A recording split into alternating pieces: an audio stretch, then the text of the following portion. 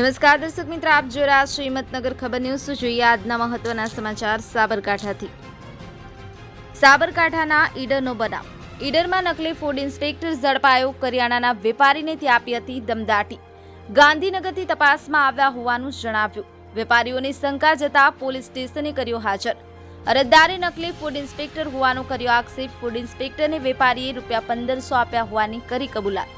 નકલી ફૂડ ઇન્સ્પેક્ટરને લઈને સમગ્ર વિસ્તારમાં ચકચાર। લોકોએ જારમાં નકલી અધિકારીને ચખાડ્યું મેથી પાક। નકલી અધિકારીની ઓળખાણ આપનાર ઇસમના સીસીટીવી આવ્યા સામે। કરિયાણાની દુકાનમાં તપાસ કરતો નકલી ફૂડ ઇન્સ્પેક્ટર પોલીસને સોંપ્યો। સમગ્ર મામલે ઈડર પોલીસે આગળની વધુ તપાસ હાથ ધરી। એડિટર ઝાકીર હુસૈન મેમણ, હિંમતનગર ખબર ન્યૂઝ, સાબરકાંઠા। આપની આસપાસ બનતી ઘટનાના સમાચાર જોવા માટે હિંમતનગર ખબર ન્યૂઝને લાઇક કરો, શેર કરો, ચેનલને સબસ્ક્રાઇબ કરો।